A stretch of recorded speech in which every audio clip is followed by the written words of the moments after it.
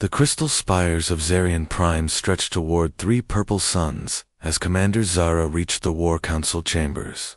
Her silver hair caught the light from the bio-walls that pulsed with energy patterns. The tall elf woman walked with grace. That came from centuries of training and combat experience. Her blue skin glowed softly in the chamber, where dozens of alien species gathered to discuss their next conquest. Zara stood before the massive hologram that showed a small blue planet spinning slowly in space. Earth looked peaceful from this distance. No signs of advanced technology or unified defense systems appeared on their scans. The planet seemed perfect for what they had planned. Lieutenant Vex stood beside her commander, with arms crossed over her scaled chest.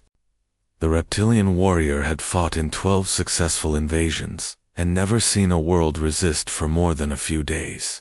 Her green scales shifted color as she studied the tactical data flowing across multiple screens. Earth had primitive rockets that barely reached their own moon. Their weapons used chemical explosives and basic nuclear fusion. Most importantly, the humans fought each other more than any outside threat. Captain Noi floated near the central display as her energy form flickered between dimensions.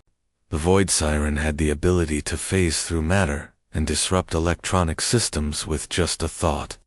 Her species had brought down entire civilizations by corrupting their computer networks and causing total system failures.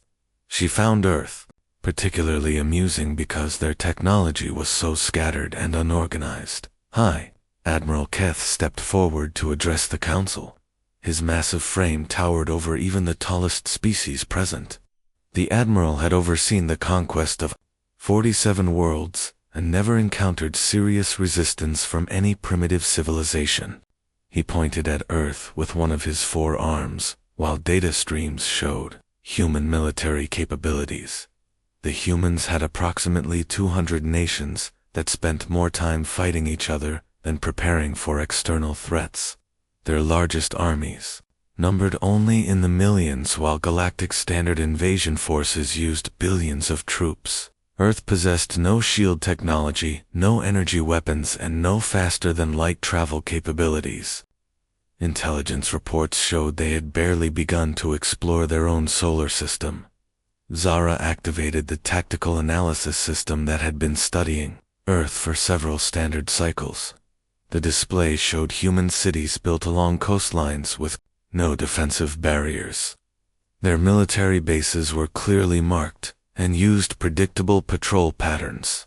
Most of their population centers had no air defense systems beyond primitive aircraft that moved slower than galactic fighter craft. The Admiral gestured for silence as he announced the Council decision. Earth would become Training Ground Alpha 7, where young officers could gain combat experience against minimal resistance. 3 separate fleets would approach from different vectors to test various invasion strategies. The operation should conclude within 1 standard cycle, with minimal casualties on the galactic side. Vex stepped forward to volunteer for ground assault command. Her reptilian forces excelled at urban combat and occupation duties. The Empire had perfected the art of breaking enemy morale through swift, overwhelming attacks that left no room for organized resistance. She expected human forces to surrender once they witnessed the true power of galactic military technology. NY requested permission to lead the Electronic Warfare Division. Her void sirens could infiltrate any computer system and cause complete infrastructure collapse. Earth appeared to depend heavily on primitive electronic networks that would be easy to corrupt. Once their communications and power systems failed, the humans would have no way to coordinate any defense efforts. Zara would command the space-based assault using her Etherean fleet. The elf forces specialized in precise strikes that demonstrated overwhelming technological superiority. Their energy weapons could level entire city blocks, while their shields made them immune to primitive human weapons. She planned to destroy several major military installations to prove that resistance was futile. Meanwhile, on the distant blue planet, Colonel Maya Rodriguez stood in the underground command center that few people knew existed.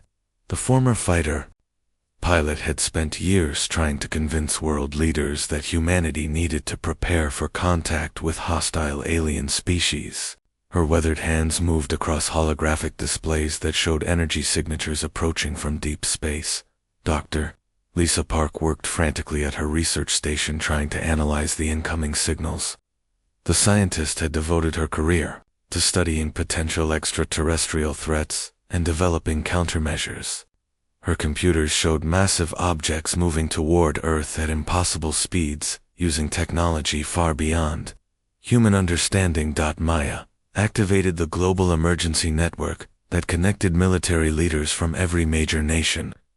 Years of secret planning had created hidden command bunkers and communication systems that could survive any initial attack.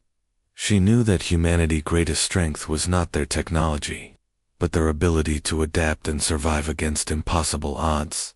The Alien Council concluded their meeting with assignments distributed to eager young commanders. They viewed Earth as a simple training exercise that would provide valuable experience for future campaigns against more challenging opponents. None of them suspected that the primitive humans possessed qualities that had never appeared in their extensive databases of conquered species. Zara returned to her flagship, feeling confident about the upcoming operation.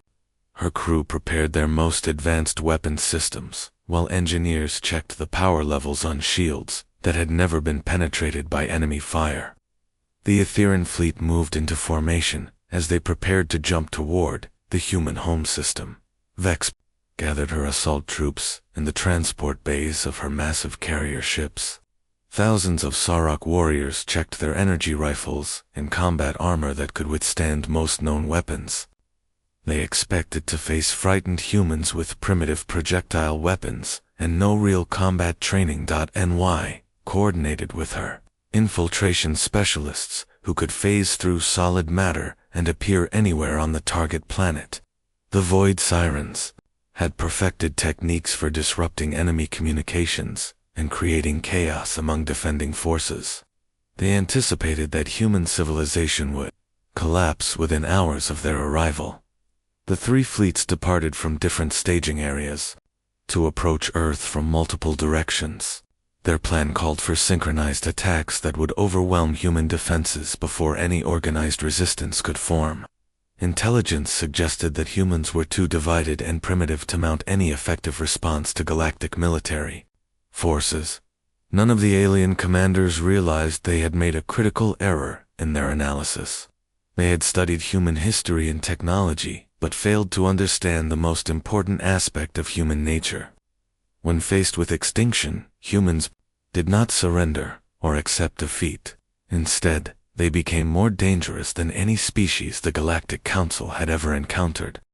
The Etherean fleet dropped out of hyperspace near Luna, with weapons charging and shields at maximum power. Sub-Commander Lirale watched Earth grow larger on her main screen as dozens of sleek silver ships moved into attack formation. The young elf officer had studied the battle plans carefully and expected this to be a simple demonstration of superior firepower that would end human resistance before it began. Lirale activated her communication systems to broadcast the standard surrender demand that had worked on every previous target. Her voice carried across all human frequencies, demanding immediate capitulation and warning of total destruction if they refused to comply. She expected the primitive humans to respond with fear and desperate pleas for mercy. Instead, the human response came in the form of nuclear missiles, launched from hidden silos across Earth's surface. Captain Amy Stone led a hastily assembled fleet of modified military shuttles and research vessels armed with every explosive device humanity could gather. The human pilot gritted her teeth as she guided her small craft toward the massive alien dreadnought that could destroy her ship with a single shot. Amy had volunteered for what everyone knew was a suicide mission. Her shuttle carried 6 nuclear warheads, jury-rigged to detonate on impact. She knew the aliens expected humans to surrender when faced with overwhelming force. Instead, she planned to show them what desperate people could accomplish when they had nothing left to lose. The Etherean shields had been designed to stop energy weapons and high-velocity projectiles. They had never been tested against primitive nuclear explosives, delivered by pilots willing to ram their ships into enemy vessels. Amy's spacecraft slammed into the dreadnought hull and detonated with enough force to crack the alien shields and send the massive ship spinning out of control. Lirelei stared in shock at her damage reports as more human ships followed the same insane tactic. She had never encountered an enemy willing to sacrifice their own lives to inflict damage on superior forces. Her tactical computers had no protocols for dealing with opponents who treated their own deaths as acceptable losses in exchange for minor enemy casualties. Colonel Maya Rodriguez coordinated the defense from her underground command center, while reports flooded in from monitoring stations around the globe. The aliens had superior technology, but they fought like they expected easy victory. Maya had spent years studying military history and knew that overconfident enemies often made critical mistakes when faced with unexpected resistance. Meanwhile, the Sirach ground forces began their assault on major population centers across North America. Captain Zis led her reptilian warriors in dropships that could punch through any known air defense system. She expected to face scattered military units with primitive weapons and no coordination between different national forces. Instead, her troops encountered Staff Sergeant Rachel Brooks and her international coalition that had been training for this exact scenario. Rachel commanded a mixed unit of American Marines, Russian Special Forces and British commandos who had spent months learning to fight as a unified team. They had studied every piece of alien technology they could find and developed tactics specifically designed to counter superior firepower. The humans refused to engage in open battlefield combat where alien weapons would give them decisive advantages. Instead, they used urban environments as weapons, turning every building into a fortress and every street into a kill zone. Rachel troops moved through tunnel systems and subway networks that the aliens had not mapped in their initial reconnaissance. Zis found her forces bogged down in brutal close-quarters fighting, where their advanced armor and energy weapons provided little advantage. The humans used improvised explosives and concentrated small arms fire to target weak points in alien equipment. They showed no fear of death and seemed to view impossible odds as motivation rather than deterrent. Dr. Lisa Park worked frantically in her hidden laboratory, trying to analyze captured alien technology. Her team of scientists and engineers had managed to recover several intact weapons and pieces of armor from the battlefield. They discovered that alien systems were designed for efficiency and reliability, rather than raw power or adaptability. Lisa team began the dangerous process of reverse engineering alien energy cells and weapon components. They had no time for proper safety protocols as the battle raged above their underground facility. Several experiments ended in explosions that killed researchers but provided valuable data about alien power systems and structural materials. The Void Sirens launched their electronic assault, expecting to cripple human infrastructure within hours. Captain Y phased her energy-based forces into major computer centers and communication hubs around the planet. Her species had perfected techniques for infiltrating any digital system and causing complete network collapse. Instead, they encountered Megan Torres and her team of hackers who had been preparing cyber defenses for years. The tech specialist had studied every piece of alien communication equipment that Earth intelligence agencies could acquire. She had developed countermeasures based on the assumption that alien systems would be far more advanced than human technology. Megan discovered that the aliens' sophisticated networks could not interface properly with Earth's chaotic mix of incompatible systems and legacy code. Human technology was too primitive and disorganized for the elegant alien infiltration programs to penetrate effectively. The Void Sirens found themselves trapped in digital mazes they could not navigate or escape. The alien forces had expected Earth to fall within days, but instead found themselves fighting a grinding war of attrition against opponents who refused to acknowledge defeat. Lirelei watched her fleet lose ships to kamikaze attacks, while her weapons struggled to hit human craft that flew like they had nothing to lose. ZIS troops were forced to fight house to house through cities where every civilian seemed to have military training and access to weapons. The humans had no honor codes about targeting command personnel or using civilian areas as military bases. They fought to win regardless of cost or conventional. Rules of warfare.ny energy forces found themselves under constant attack from human cyber warfare teams that had turned their own infiltration networks against them. Megan had developed virus programs that could corrupt Void Siren consciousness by feeding them contradictory data streams that caused system crashes in their energy-based minds. Maya coordinated the global defense effort, while her teams worked to exploit every weakness they could find in alien tactics and technology. The humans had been studying their enemies since the first ships appeared and were already adapting their strategies based on battlefield experience. Amy led increasingly effective raids against alien supply lines using captured technology integrated with human engineering. Her pilots had learned to modify alien engines and weapons to work with human control systems. They flew ships that looked like alien craft but behaved in ways the enemy could not predict. Rachel expanded her ground operations to include resistance cells in every major city under alien occupation. Her guerrilla fighters used alien weapons against their former owners, while teaching civilians how to build improvised explosives from household materials. The entire human population had become combatants in the war for their planet's survival. The three alien commanders found themselves facing opponents who seemed to grow stronger with each passing day. The humans learned from every encounter and adapted their tactics faster than the aliens could develop countermeasures. What had begun as a training exercise was becoming a real war with an uncertain outcome. 3 months into what should have been a simple conquest, Commander Zara received reports that made her question everything she knew about warfare. Her fleet had lost 30% of its ships to human attacks that defied all logic and tactical doctrine. The primitive Earth forces were using captured alien technology faster than her engineers could develop countermeasures. Sub-Commander Lirelei stood before Zara with her uniform scorched from recent battles and her usual confidence completely shattered. The young elf officer had watched human pilots ram nuclear-armed shuttles into her most advanced warships. She had seen Earth fighters jury-rig alien energy weapons onto their primitive aircraft and use them with terrifying effectiveness. Lirelei reported that human engineers were reverse engineering Itheran technology without understanding the underlying scientific principles.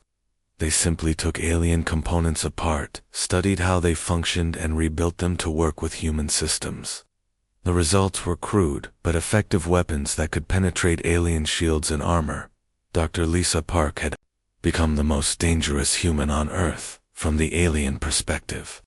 Her research teams worked around the clock in hidden facilities scattered across the planet. They had developed techniques for modifying alien power cells to produce 30% more energy output by removing safety systems and adding primitive cooling methods. Lisa discovered that alien technology prioritized efficiency and safety over raw power. The galactic species had evolved beyond the need for desperate measures and risky engineering solutions. Humans still remembered how to build weapons that might explode, but would take their enemies with them. Colonel Maya Rodriguez coordinated a global network of resistance cells that shared information and resources faster than alien intelligence could track. Her command structure was deliberately chaotic and redundant, so that destroying any single facility would not cripple the overall defense effort. She had learned from studying how terrorist organizations survived against superior military forces. Maya teams had captured enough alien equipment to outfit several human divisions with energy weapons and advanced armor. More importantly, they had learned to combine alien technology with human tactics to create fighting units that the enemy could not predict or counter effectively. Captain Amy Stone now commanded a growing fleet of hybrid human-alien vessels that outgunned many ships in the original invasion force. Her flagship, the UES Defiance, mounted weapons that would have impressed the engineers who designed them. Amy had taken alien technology and pushed it beyond its intended limits. Amy pilots flew like they had nothing to lose, because many of them actually had lost everything to the invasion.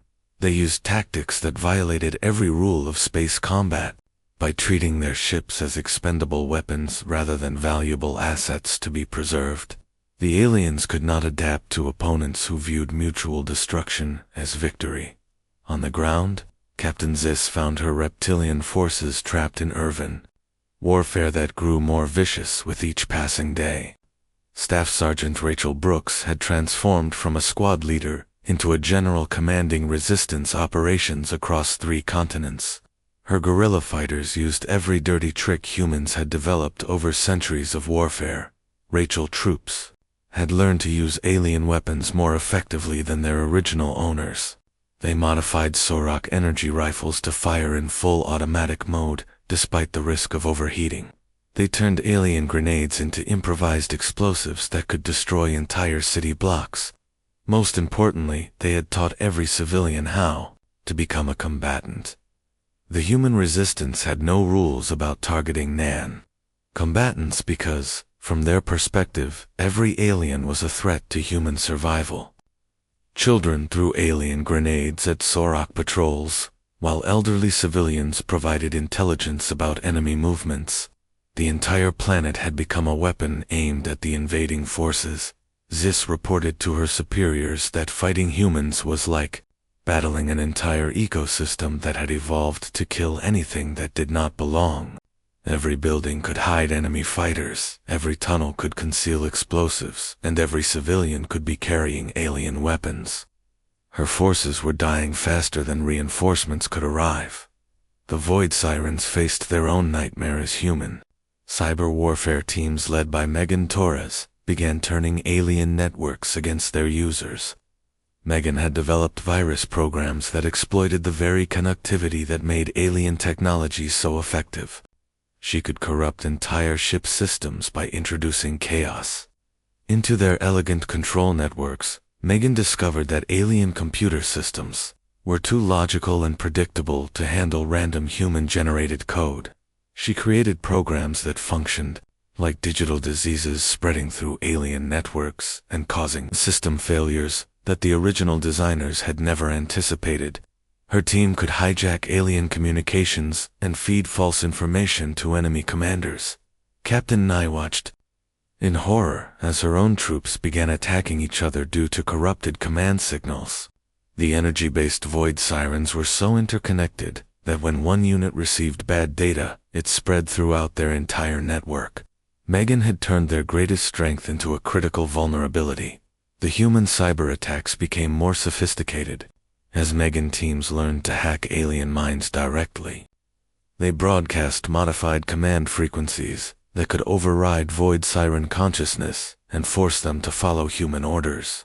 Several alien ships had been captured when their crews were turned into unwilling human agents. Commander Zara found herself fighting a war of attrition against opponents who seemed to grow stronger with every defeat. Human forces learned from every encounter and adapted their tactics faster than galactic military doctrine could respond. The primitive Earth species was displaying characteristics that had never appeared in any previous conquest. "Hi, Admiral." Keth received increasingly desperate reports from all 3 invasion fleets. The training exercise had become a genuine military crisis that threatened galactic security. Earth forces were not only resisting invasion, but beginning to push back against their attackers with growing confidence and capability. The Admiral faced a choice between committing additional resources to what had been planned as a minor operation, or admitting that the Galactic Council had seriously underestimated human military potential. Either decision would damage his reputation and call into question the entire conquest doctrine that had worked for centuries. Dr. Lisa Park announced to the Human Command Network that her teams had achieved something unprecedented in the history of warfare. They had not only reverse-engineered alien technology, but begun improving it using human engineering principles. Their modified weapons were more powerful than the original designs and could be mass-produced using Earth industrial Capacity. Maya received reports that human forces were beginning to win individual battles against alien units that should have been invincible. Her pilots were shooting down enemy fighters, her ground troops were capturing alien equipment, and her cyber warfare teams were turning enemy systems against their users. Amy led a successful raid on an alien supply convoy that netted enough advanced technology to outfit an entire human fleet. Her forces were no longer fighting for survival, but actively hunting enemy ships throughout the solar system. The hunters had become the hunted. Rachel coordinated simultaneous uprisings in dozens of occupied cities that drove alien ground forces back to their landing zones. Her guerrilla network had evolved into a conventional army that could match Sorok forces in open combat while maintaining their advantages in urban warfare. The three alien commanders realized they were no longer fighting primitive barbarians, but a species that had weaponized its own desperation. Humans did not fight to win glory or advance political goals. They fought because extinction was the only alternative to victory. 6 months after the invasion began, Commander Zara faced the end of her military career and possibly her life. The training exercise had consumed more resources than the conquest of 3 previous worlds combined. High Admiral Keth demanded explanations for how a primitive species was defeating the most advanced military force in the galaxy. Zara stood in her command center watching human raiders attack the alien forward base on Mars. Colonel Maya Rodriguez personally led the assault using captured Etherian technology that had been modified beyond recognition. Human engineers had taken elegant alien designs and turned them into crude but devastatingly effective weapons of war. The human strike force moved with precision that would have impressed galactic military instructors. Maya had learned alien tactics better than most alien officers understood them. Her forces used classic Etherian flanking maneuvers combined with human aggression to overwhelm the base defenses and destroy critical supply depots. Dr. Lisa Park had achieved the impossible by not only understanding alien technology, but improving it using human engineering principles. Her research teams had increased the power output of Etherian energy weapons by 30% simply by removing safety systems and adding more cooling capacity. The aliens prioritized elegance while humans focused on results. Lisa Laboratories produced hybrid weapons that combined the best aspects of human and alien technology. Her modified energy rifles could fire continuously without overheating, while her improved armor could stop weapons that would have destroyed the original designs. Human industrial capacity was mass-producing equipment that outperformed galactic standard military hardware. Captain Amy Stone commanded a fleet that would have been considered impossible 6 months earlier. Her ships used human-built engines powered by alien energy cells to achieve speeds that matched Etherian fighters. Her weapons combined alien beam technology with human missile systems to create devastating long-range attack capabilities. Amy flagship, the UES Defiance, mounted more firepower than most alien cruisers, while maintaining the maneuverability of a fighter craft. Human engineers had achieved this by ignoring safety regulations and structural limitations that alien designers considered absolute requirements. The ship was dangerous to operate, but incredibly effective in combat. The human fleet had evolved from desperate suicide attacks to professional military operations that could defeat alien forces through superior tactics and firepower. Amy pilots flew like veterans, despite having learned space combat during actual battles against technologically superior enemies. They had adapted faster than any species in galactic history. On the ground, Staff Sergeant Rachel Brooks had become General Brooks, commanding resistance operations across multiple continents. Her forces had captured enough alien equipment to outfit conventional armies while maintaining their guerrilla warfare capabilities. The humans could now fight on their own terms, instead of simply reacting to alien initiatives. Rachel coordinated attacks that destroyed alien communication networks and supply lines faster than they could be repaired. Her forces had learned to use captured Sorok vehicles and weapons more effectively than their original operators. Human mechanics could repair alien equipment, using improvised parts and primitive tools. The Resistance Network had evolved into a professional military organization that could conduct complex operations requiring precise timing and coordination. Rachel commanders communicated using captured alien communication systems that human technicians had modified to be undetectable by enemy monitoring equipment. Captain Zis watched her ground forces retreat from positions they had held for months. As human attacks grew more sophisticated and aggressive, the reptilian commander had never faced opponents who learned from every defeat and adapted their tactics faster than her forces could develop countermeasures. Human civilians had been transformed into combatants who could use alien weapons and equipment with deadly effectiveness. Children who had watched their families die in the initial invasion grew up to become soldiers who showed no mercy to enemy forces. The entire human population had been militarized by necessity and desperation. Zis reported to her superiors that occupying Earth had become impossible because there were no non-combatants left to control.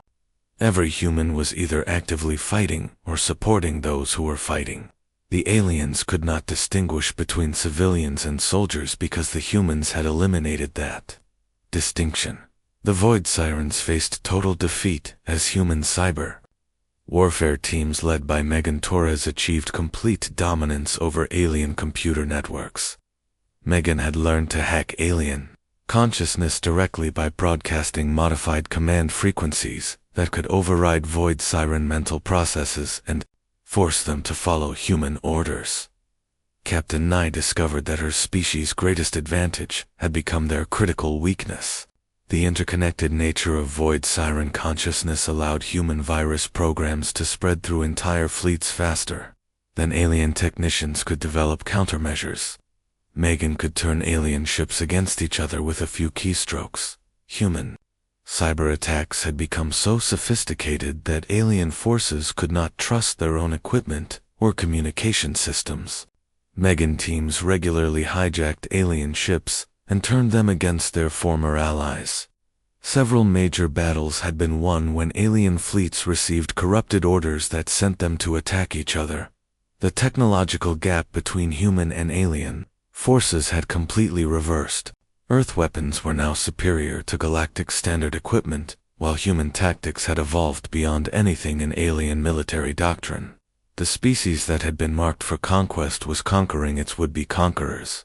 High Admiral Keth faced demands from the Galactic Council to explain how a training exercise had become a military disaster that threatened the stability of multiple star systems.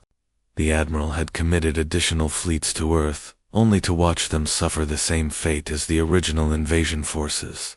Maya received intelligence reports showing that alien forces throughout the galaxy were studying human tactics and trying to develop countermeasures.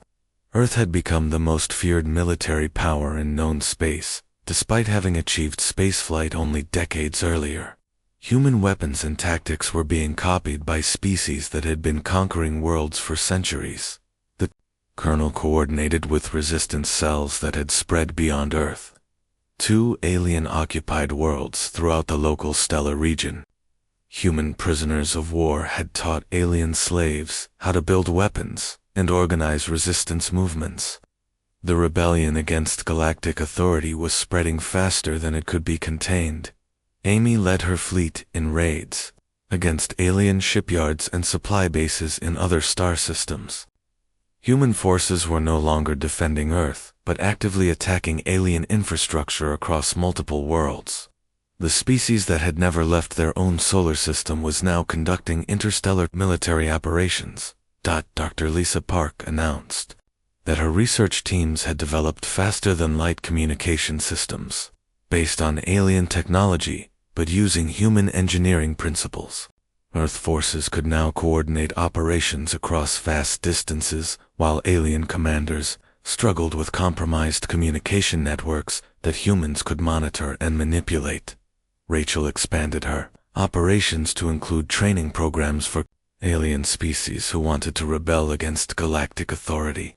Human guerrilla warfare tactics were being taught to oppressed populations throughout the galaxy. The techniques that had saved Earth were now liberating other worlds. The three alien commanders who had expected an easy victory found themselves fighting for survival against opponents who had turned the entire concept of warfare upside down. Humans did not follow any recognized rules of combat, because they had never agreed to those rules in the first place. Commander Zara realized that the galactic military had made a fundamental error in their analysis of human civilization. They had studied human technology and government structures, but failed to understand the most important aspect of human nature.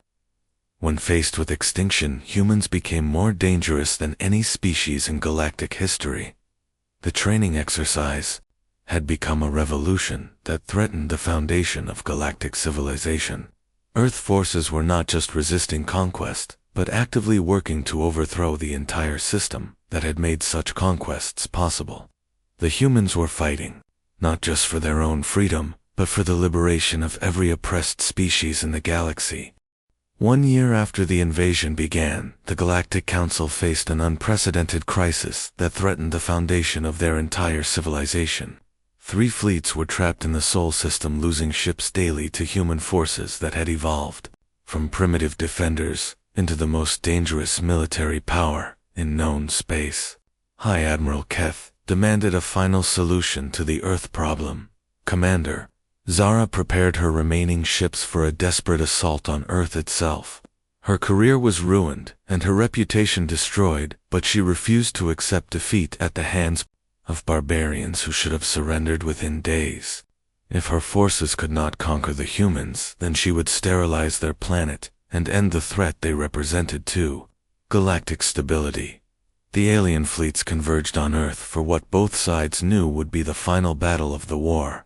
Zara commanded over 200 ships, mounting enough firepower to crack planetary surfaces. Captain Zis led ground forces that could level continents, while Captain Nye coordinated cyber attacks designed to shut down every electronic system on the planet. Colonel Maya Rodriguez watched the alien armada approach from her command center, deep beneath the Colorado mountains. Her weathered face showed no fear as she activated the planetary defense network that her teams had spent months preparing. The humans had turned their entire solar system into a weapon aimed at the heart of the galactic military. Dr. Lisa Park stood beside Maya as her greatest achievement came online. The scientists had used captured alien technology to create a weapon that could turn the enemy faster than light communication systems against them. Human engineers had learned to cause cascade failures in alien networks. By introducing chaos into their perfectly ordered control systems, Maya activated defense systems that should not have existed on a primitive world. Asteroid fields bristled with hidden missile launchers, while cloaked minefields filled seemingly empty space around Earth. The moon had been converted into a massive weapons platform that could engage targets throughout the solar system. Captain Amy Stone led the human fleet in a battle that would determine the fate of both species. Her ships danced between alien formations like fighters, attacking bombers while launching coordinated strikes against enemy weak points. The U.S. Defiance spearheaded attacks that broke through alien defensive lines and targeted command vessels. Amy had learned to fight like the aliens expected while thinking like a human. Her tactical displays showed enemy formations that followed predictable patterns, while her own forces moved in chaotic swarms that alien computers could not track effectively. She used their organizational strength against them, while exploiting human unpredictability.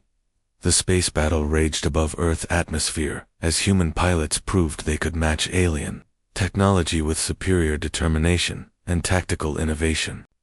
Amy forces used suicide ramming attacks combined with precision strikes to destroy enemy ships faster than they could be replaced. The humans fought like they had nothing left to lose because for many of them that was true. On Earth's surface, General Rachel Brooks coordinated the activation of planetary defense systems that combined human engineering with alien technology. Surface-to-space weapons began tearing into the alien fleet, while ground-based jammers disrupted enemy communication networks. Every major city had been converted into a fortress armed with captured enemy equipment. Rachel had prepared for this moment by militarizing the entire human population. Children operated communication systems, while elderly civilians maintained weapons that could destroy alien dropships. The planet had become a single unified military force, focused on the destruction of every enemy within the solar system. The turning point came when Megan Torres activated the ultimate cyber weapon that Dr. Lisa Park had developed using alien communication technology. The human hacker sat at controls that could access every alien network in the solar system and introduce viruses designed to cause total system failure across enemy fleets. Megan's fingers moved across holographic keyboards as she initiated the cascade failure protocol that would overload alien computer systems. Her virus programs spread through enemy networks faster than alien technicians could respond. Ship after ship began shutting down as their own technology turned against them. Commander Zara watched her flagship systems fail around her as human hackers took control of Ethereum networks. Emergency lights flickered while her weapons powered down and life support systems began cycling offline. Her elegant command center became a tomb as human engineering proved superior to galactic technology. The alien commander activated her emergency communication system to contact Colonel Maya Rodriguez directly. Zara's voice carried across space as she demanded to know how primitives had defeated the most advanced military force in galactic history. Her tone mixed disbelief with growing respect for opponents who had achieved the impossible. Maya responded from her command center as she watched alien ships throughout the solar system fall silent. Her voice carried the authority of someone who had led her species through the greatest crisis in human history. She explained that aliens had studied what humans were, but failed to understand what they could become when fighting for survival. The human colonel pointed out that galactic forces fought for glory, conquest, and advancement within their military hierarchy. Humans fought because extinction was the only alternative to victory. That difference in motivation had made all the difference in determining the outcome of the war. Captain Amy Stone led her fleet in accepting the surrender of alien forces whose ships could no longer function due to system failures caused by human cyber attacks. The space battle ended, not with explosions, but with enemy vessels going dark as their crews lost control of their own technology. Amy established communication with surrendering alien commanders, while her engineers worked to restore minimal life support to enemy ships. The human pilot who had started the war flying suicide missions now commanded the most powerful fleet in the solar system.